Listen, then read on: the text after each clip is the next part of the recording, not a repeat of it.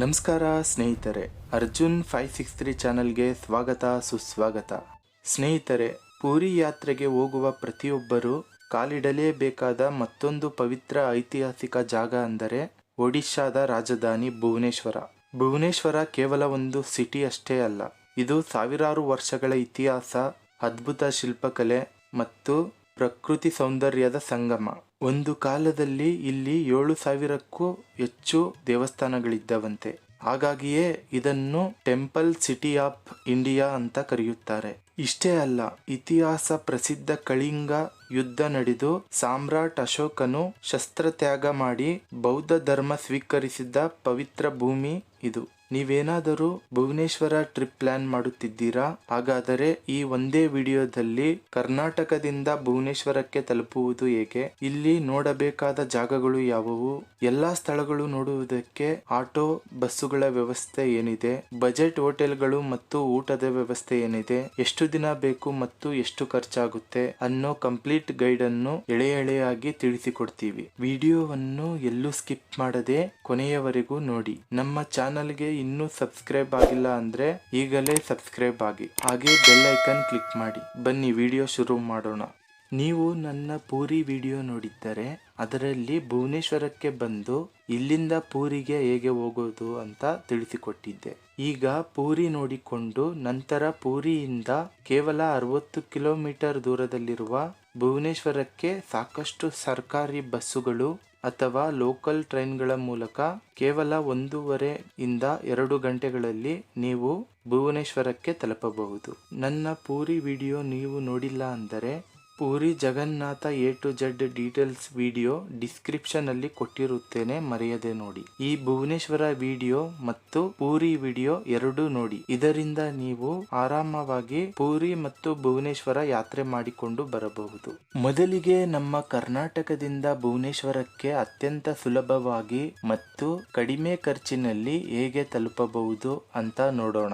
ಬೆಂಗಳೂರಿನಿಂದ ಭುವನೇಶ್ವರಕ್ಕೆ ಪ್ರತಿದಿನ ಮತ್ತು ವಾರದಲ್ಲಿ ಹಲವು ದಿನ ಓಡುವ ಸಾಕಷ್ಟು ಸೂಪರ್ ಫಾಸ್ಟ್ ಟ್ರೈನ್ಗಳಿವೆ. ಪ್ರತಿದಿನ ಮಧ್ಯಾಹ್ನ 1:40ಕ್ಕೆ KSR ಬೆಂಗಳೂರಿನಿಂದ ಹೊರಟು ಮರುದಿನ ಸಂಜೆ 8:10ಕ್ಕೆ ಭುವನೇಶ್ವರ ತಲುಪಿಸುತ್ತೆ. ಇದಲ್ಲದೆ ಔರಾ ದುರಂತೋ SMVT ಭುವನೇಶ್ವರ ಎಕ್ಸ್ಪ್ರೆಸ್ ಇವುಗಳು ನಿಮ್ಮನ್ನು ನೇರವಾಗಿ ಭುವನೇಶ್ವರ ತಲುಪಿಸುತ್ತೆ. ಇನ್ನು ಉತ್ತರ ಕರ್ನಾಟಕ ಹುಬ್ಬಳ್ಳಿ ಬೆಳಗಾವಿ ಭಾಗದವರು ಅಮರಾವತಿ ಎಕ್ಸ್ಪ್ರೆಸ್ ಟ್ರೈನ್ ನಂಬರ್ 18048 ಮತ್ತು ಕರಾವಳಿ ಭಾಗದವರು ವಿವೇಕ್ ಎಕ್ಸ್ಪ್ರೆಸ್ 22852 ಮೂಲಕ ಸುಲಭವಾಗಿ ಭುವನೇಶ್ವರ ತಲುಪಬಹುದು. ನೀವು ಯಾವ ಊರಿನಿಂದ ಹೋಗಬೇಕು ಅಂದುಕೊಂಡಿದ್ದೀರಾ? ಕಾಮೆಂಟ್ ಮಾಡಿ ತಿಳಿಸಿ. ಟ್ರೈನ್ ಮಾಹಿತಿ ಇದ್ದರೆ ನಾನು ಖಂಡಿತ ರಿಪ್ಲೈ ಮಾಡಿ ತಿಳಿಸುತ್ತೇನೆ. ನಿಮಗೆ ಸಮಯ ಉಳಿಸಬೇಕು ಅನ್ಸಿದ್ರೆ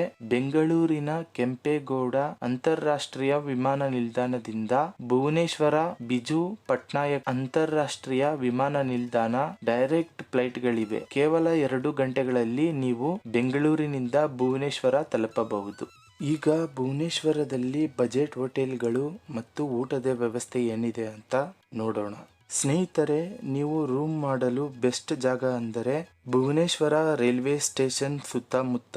ಇಲ್ಲಿ ನಿಮಗೆ 800 ರಿಂದ 1200 ರೂಪಾಯಿಗಳಲ್ಲಿ ಅತ್ಯುತ್ತಮ ನಾನ್ AC ರೂಮ್ಗಳು ಮತ್ತು 1500 ರೂಪಾಯಿಗಳಿಂದ 2500 ರೂಪಾಯಿಗಳಲ್ಲಿ AC ರೂಮ್ಗಳು ಸಿಗುತ್ತವೆ. ಇನ್ನೊಂದು ಸೂಪರ್ ಟಿಪ್ ಅಂದ್ರೆ ನೀವು ಟ್ರೈನ್ ಬುಕ್ ಮಾಡಿದಾಗ IRCTC ವೆಬ್ಸೈಟ್ ನಲ್ಲಿ ರೈಲ್ವೆ ಸ್ಟೇಷನ್ ನ ರಿಟೈರಿಂಗ್ ರೂಮ್ ಬುಕ್ ಮಾಡಿಕೊಳ್ಳಬಹುದು. ಭುವನೇಶ್ವರ ರೈಲ್ವೆ ಸ್ಟೇಷನ್ ಅನ್ನು ಈಗ ಏರ್ಪೋರ್ಟ್ ತರಹನೇ ಆಧುನೀಕರಿಸಿದ್ದಾರೆ. ಇಲ್ಲಿ ಸ್ನಾನಕ್ಕೆ, ವಾಶ್ರೂಮ್ಗೆ ಮತ್ತು ವಿಶ್ರಾಂತಿ ಪಡೆಯಲು ಅತ್ಯುತ್ತಮ ಫ್ರೆಶ್ ಅಪ್ ಸೌಲಭ್ಯಗಳಿವೆ. ಬನ್ನಿ ಭುವನೇಶ್ವರದಲ್ಲಿ ಊಟದ ವ್ಯವಸ್ಥೆ ಏನಿದೆ ಅಂತ ನೋಡೋಣ.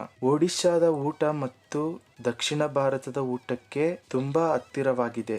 ಇಲ್ಲಿ ರೈಸ್, ಸಾಂಬಾರ್, ದಾಲ್ ಮತ್ತು ವೆಜ್ ಥಾಲಿಗಳು ಕೇವಲ 80 ರಿಂದ 120ಕ್ಕೆ ಸಿಗುತ್ತವೆ. ಇಡ್ಲಿ, ದೋಸೆ ಕೂಡ ಲಭ್ಯವಿದೆ.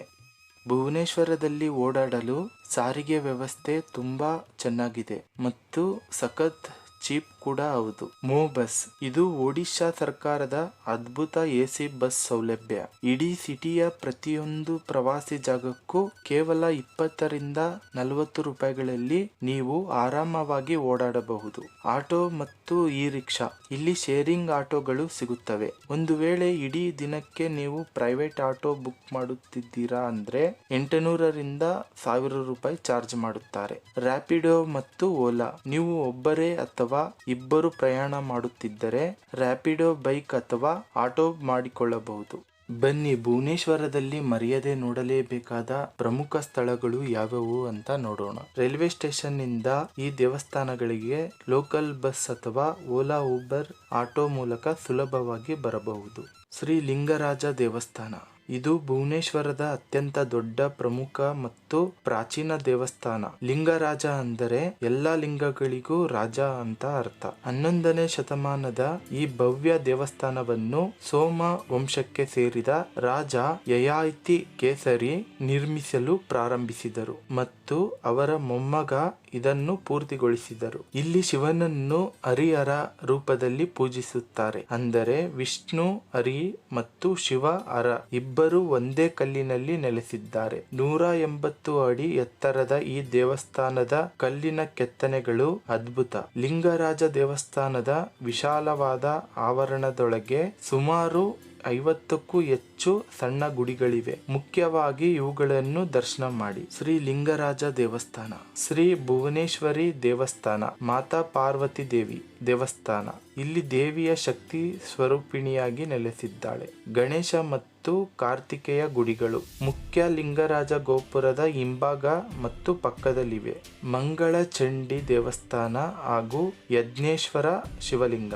ದೇವಸ್ಥಾನದ ಒಳಗೆ ಮೊಬೈಲ್ ಮತ್ತು ಚರ್ಮದ ವಸ್ತುಗಳಿಗೆ ಕಟ್ಟುನಿಟ್ಟಾದ ನಿಷೇಧವಿದೆ. ಸಿಂಹದ್ವಾರದ ಪಕ್ಕದಲ್ಲಿ ಲಾಕರ್ಸ್ಗಳು ಇವೆ, ಅಲ್ಲಿ ಇಟ್ಟು ಹೋಗಬಹುದು. ದೇವಸ್ಥಾನದ ಬಲಗಡೆ ಇರುವ ಖಜಾನ ಮಂಟಪ ಅಥವಾ ವೀಕ್ಷಣೆ ವೇದಿಕೆಯಿಂದ ದೇವಸ್ಥಾನದ ಸುಂದರ ವ್ಯೂ ಕಾಣಿಸುತ್ತೆ. ಅಲ್ಲಿ ನೀವು ಫೋಟೋ ವಿಡಿಯೋ ಮಾಡಿಕೊಳ್ಳಬಹುದು. ಪಾದಾರ ತೀರ್ಥ ಇದು ಲಿಂಗರಾಜ ದೇವಸ್ಥಾನದ ಮುಖ್ಯ ದ್ವಾರದ ಸಿಂಹದ್ವಾರ ಎದುರುಗಡೆಯೇ ಈ ಪವಿತ್ರ ತೀರ್ಥವಿದೆ. ಪುರಾಣಗಳ ಪ್ರಕಾರ ಶಿವನ ಈ ಪ್ರೀತಿಯ ಪ್ರದೇಶ ಹೇಗಿದೆ ಎಂದು ನೋಡಲು ಪಾರ್ವತಿ ದೇವಿ ಹಸು ಕಾಯುವ ರೂಪದಲ್ಲಿ ಇಲ್ಲಿಗೆ ಬಂದಿದ್ದರಂತೆ.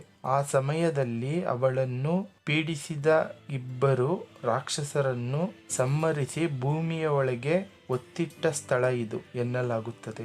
ಇದರ ಸುತ್ತಲೂ 108 ಶಿವಲಿಂಗಗಳಿದ್ದು ಇಲ್ಲಿಂದ ದೇವಸ್ಥಾನದ ಹಿನ್ನೆಲೆಯಲ್ಲಿ ಅದ್ಭುತವಾದ ಫೋಟೋಗಳನ್ನು ತೆಗೆದುಕೊಳ್ಳಬಹುದು.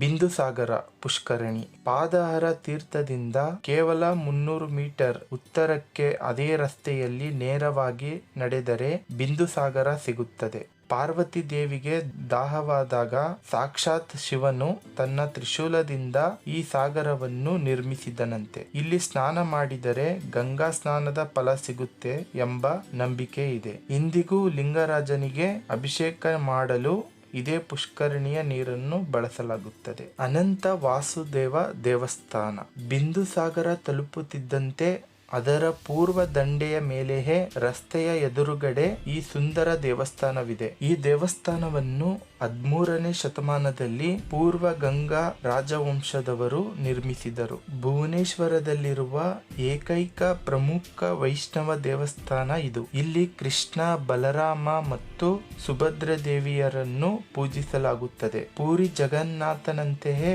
ಇಲ್ಲಿಯೂ ಮಡಿಕೆಯಲ್ಲಿ ಮಹಾಪ್ರಸಾದವನ್ನು ತಯಾರಿಸಿ ದೇವರಿಗೆ ನೈವೇದ್ಯ ಮಾಡಲಾಗುತ್ತದೆ. ನೀವು ಇಲ್ಲಿ ಮಧ್ಯಾಹ್ನದ ಪ್ರಸಾದವನ್ನು ಸವಿಯಬಹುದು. ಕೋಟಿ ಸಿದ್ದೇಶ್ವರ ದೇವಸ್ಥಾನ ಅನಂತ ವಾಸುದೇವ ದೇವಸ್ಥಾನದಿಂದ 400 ಮೀಟರ್ ರಸ್ತೆಯಲ್ಲಿ ಮುಂದೆ ಸಾಗಿ ರಸ್ತೆಯಲ್ಲಿ ಎಡಕ್ಕೆ ತಿರುಗಿದರೆ ಈ ಅತ್ಯಂತ ಹಳೆಯದಾದ ಕೋಟಿ ಸಿದ್ದೇಶ್ವರ ದೇವಸ್ಥಾನ ಸಿಗುತ್ತದೆ. ಇದರ ಹಿಂಭಾಗದಲ್ಲಿ ಒಂದು ಚಿಕ್ಕದಾದ ಸುಂದರವಾದ ಪವಿತ್ರ ತೀರ್ಥವಿದೆ. ಪರಶುರಾಮೇಶ್ವರ ದೇವಸ್ಥಾನ ಇಲ್ಲಿಂದ ಮುಂದೆ 300 ಮೀಟರ್ ನಡೆದು ಬಿಂದುಸಾಗರ ರಸ್ತೆಗೆ ಸಂಪರ್ಕಿಸುವ ಗಲ್ಲಿಯಲ್ಲಿ ಹೋದರೆ ಪರಶುರಾಮೇಶ್ವರ ದೇವಸ್ಥಾನ ಆವರಣ ಸಿಗುತ್ತದೆ. ಮುಕ್ತೇಶ್ವರ ದೇವಸ್ಥಾನದ ಆವರಣಕ್ಕೆ ಪ್ರವೇಶಿಸುತ್ತಿದ್ದಂತೆ ಮೊದಲು ಕಾಣಿಸುವುದೇ ಪರಶುರಾಮೇಶ್ವರ ದೇವಸ್ಥಾನ.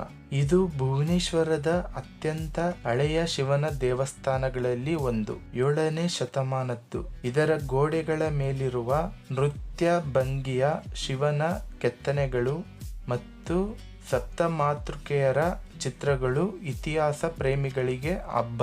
ಮುಕ್ತೇಶ್ವರ ದೇವಸ್ಥಾನ. ಇದು ಪರಶುರಾಮೇಶ್ವರ ದೇವಸ್ಥಾನದ ಕಾಂಪೌಂಡ್ ಹಿಂಭಾಗದಲ್ಲೇ ಇದೆ. ಮುಕ್ತೇಶ್ವರ ದೇವಸ್ಥಾನವನ್ನು ಒಡಿಶಾ ಶಿಲ್ಪಕಲೆಯ ರತ್ನ ಅಂತ ಕರೆಯುತ್ತಾರೆ.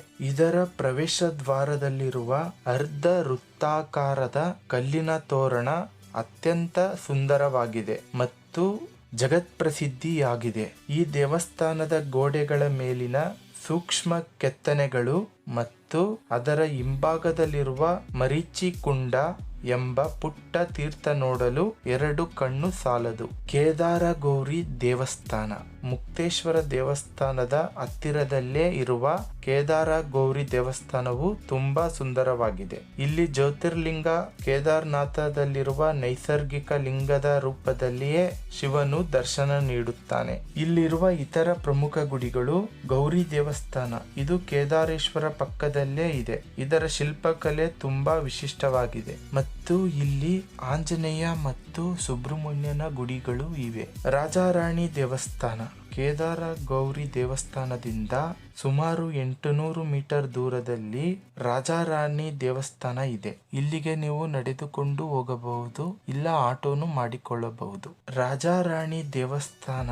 ಇದರ ಎಂಟ್ರಿ ಟಿಕೆಟ್ ಒಬ್ಬರಿಗೆ 20 ರೂಪಾಯಿಗಳು. ವಿಶೇಷ ಅಂದ್ರೆ ಈ ದೇವಸ್ಥಾನದ ಒಳಗೆ ಯಾವುದೇ ಮೂರ್ತಿಗಳಿಲ್ಲ. ಇಲ್ಲಿ ಬಳಸಲಾದ ಹಳದಿ ಮತ್ತು ಕೆಂಪು ಬಣ್ಣದ ಮರಳುಗಳನ್ನು ಸ್ಥಳೀಯವಾಗಿ ರಾಜಾರಾಣಿಯ ಎಂದು ಕರೆಯುವುದರಿಂದ ಇದಕ್ಕೆ ಈ ಹೆಸರು ಬಂದಿದೆ. ಇದರ ಗೋಡೆಗಳ ಮೇಲೆ ಸುಂದರವಾದ ಕೆತ್ತನೆಗಳಿವೆ. ಇದನ್ನು ಒಡಿಶಾದ ಖಜುರಾಹೋ ಎಂದು ಕರೆಯುತ್ತಾರೆ. ಸುತ್ತಲೂ ಸುಂದರವಾದ ಗಾರ್ಡನ್ ಇದ್ದು ಪ್ರವಾಸಿಗರು ವಿಶ್ರಾಂತಿ ಪಡೆಯಲು ಮತ್ತು ಫೋಟೋ ಕ್ಲಿಕ್ಕಿಸಿಕೊಳ್ಳಲು ಬೆಸ್ಟ್ ಜಾಗ. ಸ್ನೇಹಿತರೆ, ಮಧ್ಯಾಹ್ನ ಊಟ ಮಾಡಿಕೊಂಡು ಸಿಟಿಯಿಂದ ಕೇವಲ 6 ಕಿಲೋಮೀಟರ್ ದೂರದಲ್ಲಿರುವ ಅದ್ಭುತ ಐತಿಹಾಸಿಕ ತಾಣ ಉದಯಗಿರಿ ಮತ್ತು ಖಂಡಗಿರಿ ಅವಳಿ ಬೆಟ್ಟಗಳು ಇವೆರಡು ರಸ್ತೆಯ ಮುಖಾಮುಖಿಯಾಗಿ ನಿಂತಿವೆ. ಜಸ್ಟ್ 25 ರೂಪಾಯಿ ಟಿಕೆಟ್ ತಗೊಂಡ್ರೆ ನೀವು 2 ಬೆಟ್ಟಗಳನ್ನು ನೋಡಬಹುದು. ಇವು ಕೇವಲ ಕಲ್ಲಿನ ಗುಹೆಗಳಲ್ಲ.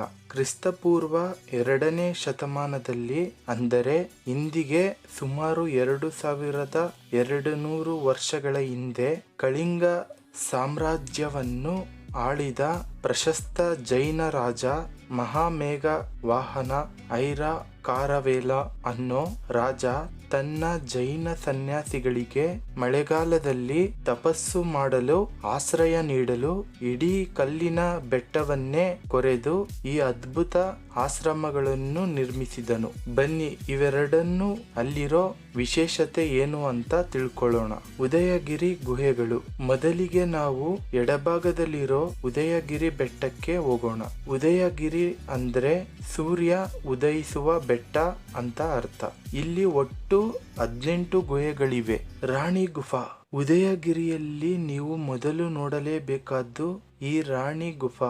ಇದು 2 ಅಂತಸ್ತುಗಳ ಬೃಹತ್ ಗುಹೆ ಆಗಿದ್ದು ಇದರ ಗೋಡೆಗಳ ಮೇಲೆ ರಾಜ ಕಾರ್ವೇಲನ ದಿಗ್ವಿಜಯಗಳು, ನಾಟ್ಯ ಪ್ರದರ್ಶನಗಳು ಮತ್ತು ಆನೆಗಳ ಸುಂದರ ಕೆತ್ತನೆಗಳಿವೆ. ಹಾತಿ ಗುಫಾ. ಇದನ್ನು ಆನೆ ಗುಹೆ ಅಂತ ಕರೆಯುತ್ತಾರೆ.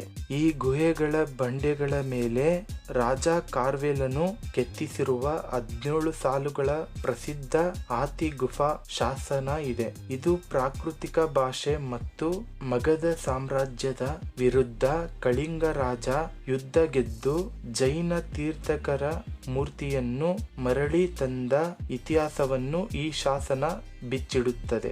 ಗಣೇಶ ಗುಫಾ. ಇಲ್ಲಿ ಗಣೇಶನ ಪುರಾತನ ಚಿತ್ರ ಮತ್ತು ಗುಹೆಗಳ ದ್ವಾರದಲ್ಲಿ 2 ಆನೆಗಳ ಸುಂದರ ಕೆತ್ತನೆಗಳಿವೆ. ಖಂಡಗಿರಿ ಗುಹೆಗಳು. ಉದಯಗಿರಿಯಿಂದ ರಸ್ತೆ ದಾಟಿ ಎದುರಿಗೆ ಇರೋ ಖಂಡಗಿರಿ ಬೆಟ್ಟಕ್ಕೆ ಬರೋಣ. ಖಂಡಗಿರಿ ಅಂದ್ರೆ ಮುರಿದ ಬೆಟ್ಟ ಅಂತ ಅರ್ಥ.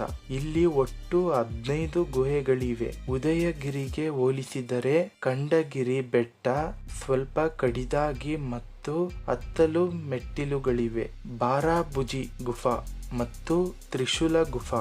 ಈ ಗುಹೆಗಳ ಒಳಗೆ ಜೈನ ಧರ್ಮದ 24 ತೀರ್ಥಂಕರ ಮತ್ತು ಅವರ ಯಕ್ಷಿಣಿಯರ ಬಾರಾಬುಜಿ ಅಂದರೆ 12 ಕೈಗಳ ದೇವತೆ ಅದ್ಭುತ ವಿಗ್ರಹಗಳನ್ನು ಕಲ್ಲಿನಲ್ಲಿ ಕೆತ್ತಲಾಗಿದೆ. ಈ ಬೆಟ್ಟದ ತುದಿಯಲ್ಲಿ 18ನೇ ಶತಮಾನದಲ್ಲಿ ನಿರ್ಮಿಸಲಾದ ಒಂದು ಭವ್ಯವಾದ ದಿಗಂಬರ ಜೈನ ದೇವಸ್ಥಾನವಿದೆ. ಇಲ್ಲಿಂದ ಸಂಜೆ ಸೂರ್ಯ ಮುಳುಗುವಾಗ ಇಡೀ ಭುವನೇಶ್ವರ ನಗರದ ನೋಟ ಕಣ್ಣಿಗೆ ಹಬ್ಬವನ್ನು ಉಂಟು ಮಾಡುತ್ತದೆ. ಸಂಜೆ 5 ಗಂಟೆಗೆ ಇದು ಕ್ಲೋಸ್ ಆಗುತ್ತೆ. ಇಲ್ಲಿ ಕೋತಿಗಳು ಕಾಟ ತುಂಬಾ ಜಾಸ್ತಿ ಇರುತ್ತೆ.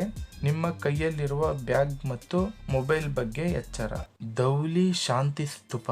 ಸಂಜೆ 4:30 ವೇಳೆಗೆ ದಯಾ ನದಿಯ ದಂಡೆಯ ಮೇಲಿರುವ ಧೌಲಿಗಿರಿಗೆ ತಲುಪಿ. ಇಲ್ಲಿಗೆ ಪ್ರೈವೇಟ್ ಗಾಡಿಗಳಿಗೆ ಕೊನೆಯಲ್ಲಿ ನಿರ್ಬಂಧವಿದ್ದು ಅಲ್ಲಿಂದ ಸರ್ಕಾರಿ ಗಾಡಿಗಳು ತಲಾ 10 ರೂಪಾಯಿ ಚಾರ್ಜ್ ಮಾಡಿ ನಿಮ್ಮನ್ನು ಮೇಲೆ ಕರೆದೊಯ್ಯುತ್ತವೆ. ಶಾಂತಿ ಸ್ತೂಪ ಹತ್ತಲು ಸುಮಾರು 50 ಮೆಟ್ಟಿಲುಗಳಿವೆ. ವಯಸ್ಸಾದವರಿಗೆ ಲಿಫ್ಟ್ ಸೌಲಭ್ಯವೂ ಇದೆ. ಸ್ನೇಹಿತರೆ, ಇದೇ ಪವಿತ್ರ ಜಾಗದಲ್ಲಿ ಇತಿಹಾಸ ಪ್ರಸಿದ್ಧ ಕಳಿಂಗ ಯುದ್ಧ ನಡೆದಿದ್ದು.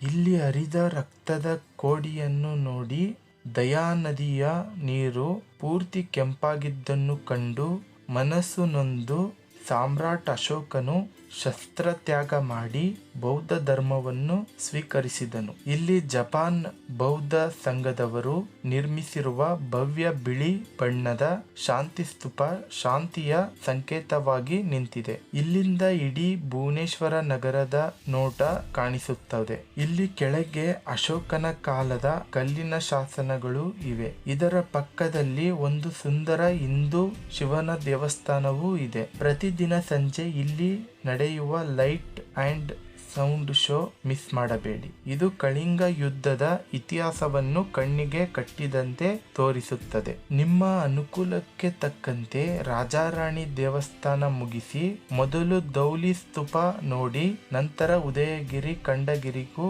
ಹೋಗಬಹುದು. ಇವಿಷ್ಟನ್ನು ನೋಡಲು ನಿಮಗೆ ಕಂಪ್ಲೀಟ್ ಆಗಿ 1 ದಿನ ಬೇಕಾಗುತ್ತದೆ. ಡೇ 2. ಈಗ ನಮ್ಮ ಪ್ರವಾಸದ 2ನೇ ದಿನ ನಂದನ್ ಕನಾನ್ ಜುಲಾಜಿಕಲ್ ಪಾರ್ಕ್. ಬೆಳಗ್ಗೆ 8:30ಕ್ಕೆಲ್ಲ ನೀವು ಸಿಟಿಯಿಂದ ಸ್ವಲ್ಪ ದೂರದಲ್ಲಿರುವ ಭಾರತದ ಅತ್ಯಂತ ಪ್ರಸಿದ್ಧ ಪ್ರಾಣಿ ಸಂಗ್ರಹಾಲಯ ನಂದನ್ ಕನಾನ್ಗೆ ತಲುಪಿ. ಒಡಿಯಾ ಭಾಷೆಯಲ್ಲಿ ನಂದನ್ ಕನಾನ್ ಅಂದ್ರೆ ಸ್ವರ್ಗದ ಉದ್ಯಾನ ಅಂತ ಅರ್ಥ. ಇಲ್ಲಿ ನೀವು ಬಿಳಿ ಹುಲಿಗಳು, ಏಷ್ಯಾಟಿಕ್ ಸಿಂಹಗಳು ಮತ್ತು ಕರಡಿಗಳ ಸಫಾರಿಯನ್ನು ಆನಂದಿಸಬಹುದು. ಜೊತೆಗೆ ಏಷ್ಯಾದ ಅತಿ ದೊಡ್ಡ ಓಪನ್ ಏರ್ ಪಕ್ಷಿ ಸಂಕುಲ ಮತ್ತು ಬೊಟಾನಿಕಲ್ ಗಾರ್ಡನ್ ಇಲ್ಲಿದೆ. ಇಡೀ ಝೂ ಸುತ್ತಾಡಲು ಕನಿಷ್ಠ 3-4 ಗಂಟೆ ಬೇಕು. ಪ್ರತಿ ಸೋಮವಾರ ಈ ಝೂ ಕಂಪ್ಲೀಟ್ ಆಗಿ ಮುಚ್ಚಿರುತ್ತದೆ. ಮಧ್ಯಾಹ್ನ ನಂದಕನಾನ್ ನಿಂದ ವಾಪಸ್ ಬರುವಾಗ ನೀವು ಸಿಟಿಯಲ್ಲಿರುವ ಸ್ಟೇಟ್ ಮ್ಯೂಸಿಯಂಗೆ ಭೇಟಿ ನೀಡಬಹುದು. ಇಲ್ಲಿ ಒಡಿಶಾದ ಪುರಾತನ ತಾಳೆಗೆರೆಗಳ ಹಸ್ತಪ್ರತಿಗಳು, ಪ್ರಾಚೀನ ಯುದ್ಧಗಳು ಮತ್ತು ಕಳಿಂಗ ಸಾಮ್ರಾಜ್ಯದ ಅಪರೂಪದ ಕಲಾಕೃತಿಗಳನ್ನು ಸಂಗ್ರಹಿಸಿ ಇಡಲಾಗಿದೆ. ಭುವನೇಶ್ವರ್ ಯಾತ್ರೆಗೆ ಎಷ್ಟು ದಿನ ಮತ್ತು ಎಷ್ಟು ಖರ್ಚಾಗುತ್ತೆ ಅಂತ ನೋಡೋಣ. ಭುವನೇಶ್ವರ ಎಲ್ಲ ನೋಡುವುದಕ್ಕೆ 2 ದಿನಗಳು ಬೇಕಾಗುತ್ತದೆ. ಹಾಗಾದರೆ ಸ್ನೇಹಿತರೆ, ಒಬ್ಬರಿಗೆ ಭುವನೇಶ್ವರ ಈ 2 ದಿನಗಳ ಪ್ರವಾಸಕ್ಕೆ ಒಟ್ಟು ಎಷ್ಟು ಖರ್ಚಾಗಬಹುದು? ಅಂದಾಜು ಬಜೆಟ್ ಲೆಕ್ಕಾಚಾರ ಇಲ್ಲಿದೆ. ಖರ್ಚಿನ ವಿವರಗಳು: ರೈಲು ಟಿಕೆಟ್ ಬೆಂಗಳೂರಿನಿಂದ ಹೋಗಿ ಬರಲು 1600ರಿಂದ 2000. ಹೋಟೆಲ್ ರೂಮ್ಗಳು 2 ದಿನಕ್ಕೆ ಶೇರಿಂಗ್ನಲ್ಲಿ 1000. ಊಟದ ಖರ್ಚು 2 ದಿನಕ್ಕೆ 500ರಿಂದ 600. ಲೋಕಲ್ ಟ್ರಾನ್ಸ್ಪೋರ್ಟ್ 2 ದಿನಕ್ಕೆ 400ರಿಂದ 500. ಎಂಟ್ರಿ ಫೀಸ್ ಮತ್ತು ಸಫಾರಿ ಟಿಕೆಟ್ 300ರಿಂದ 400. ಟೋಟಲ್ ಬಜೆಟ್ 4000ರಿಂದ 5000. ನೀವು ಕೇವಲ ಸಿಟಿ ಮತ್ತು ಮುಖ್ಯ ದೇವಸ್ಥಾನಗಳಷ್ಟೇ ನೋಡುವುದಾದರೆ 1 ದಿನ ಸಾಕಾಗುತ್ತದೆ. ಆದರೆ ಜೂ ಮತ್ತು ಮ್ಯೂಸಿಯಂ ಕವರ್ ಮಾಡಬೇಕೆಂದರೆ 2 ದಿನಗಳ ಪ್ಲಾನ್ ಮಾಡಿಕೊಳ್ಳಿ. ನೀವೇನಾದರೂ ಪೂರಿ ಜಗನ್ನಾಥ ಕ್ಷೇತ್ರಕ್ಕೆ ಹೋಗುತ್ತಿದ್ದರೆ ಮೊದಲು ಭುವನೇಶ್ವರಕ್ಕೆ ಬಂದು ಇಲ್ಲಿ 1 ಅಥವಾ 2 ದಿನ ಇದ್ದು ಇವೆಲ್ಲವನ್ನು ನೋಡಿ ಇಲ್ಲಿಂದ ಕೇವಲ 60 ಕಿಲೋಮೀಟರ್ ದೂರದಲ್ಲಿರುವ ಪೂರಿಗೆ ಬಸ್ ಅಥವಾ ಲೋಕಲ್ ಟ್ರೈನ್ ಮೂಲಕ 1.5 ಇಂದ 2 ಗಂಟೆಗಳಲ್ಲಿ ತಲುಪಬಹುದು. ಸ್ನೇಹಿತರೆ, ದೇವಾಲಯಗಳ ನಗರಿ ಭುವನೇಶ್ವರದ ಈ A to Z ಮಾಹಿತಿ ನಿಮಗೆ ಇಷ್ಟ ಆಗಿದ್ದಲ್ಲಿ ಈಗಲೇ ಈ ವಿಡಿಯೋಗೆ ಒಂದು ಲೈಕ್ ಮಾಡಿ. ನಿಮ್ಮ ಫ್ಯಾಮಿಲಿ ಮತ್ತು ಪ್ರವಾಸದ ಪ್ಲಾನ್ ಮಾಡ್ತಿರೋ ಫ್ರೆಂಡ್ಸ್ ಗ್ರೂಪ್ಗಳಿಗೆ ತಪ್ಪದೆ ಈ ವಿಡಿಯೋವನ್ನು ಶೇರ್ ಮಾಡಿ. ಈ ಟ್ರಿಪ್ ಯಾತ್ರೆಯ ಬಗ್ಗೆ ಇನ್ನೂ ಏನಾದರೂ ಡೌಟ್ ಇದ್ದರೆ ಕಾಮೆಂಟ್ ಮಾಡಿ ತಿಳಿಸಿ, ನಾನು ಖಂಡಿತ ಉತ್ತರಿಸುತ್ತೇನೆ. ನಮ್ಮ ಅರ್ಜುನ್ 563 ಚಾನಲ್ಗೆ ಇನ್ನೂ ಸಬ್ಸ್ಕ್ರೈಬ್ ಆಗಿಲ್ಲ ಅಂದರೆ ಈಗಲೇ ಕೆಳಗಿರುವ ಸಬ್ಸ್ಕ್ರೈಬ್ ಬಟನ್ ಪ್ರೆಸ್ ಮಾಡಿ, ಆ ಬೆಲ್ ಐಕನ್ ಕ್ಲಿಕ್ ಮಾಡೋದನ್ನು ಮರೆಯಬೇಡಿ. ಮುಂದಿನ ಮತ್ತೊಂದು ಅದ್ಭುತ ಪ್ರವಾಸಿ ವಿಡಿಯೋದೊಂದಿಗೆ ನಿಮ್ಮನ್ನು ಭೇಟಿಯಾಗ್ತೀನಿ. ಅಲ್ಲಿಯವರೆಗೆ ಧನ್ಯವಾದಗಳು. ಜೈ ಜಗನ್ನಾಥ. ಓಂ ನಮಃ ಶಿವಾಯ.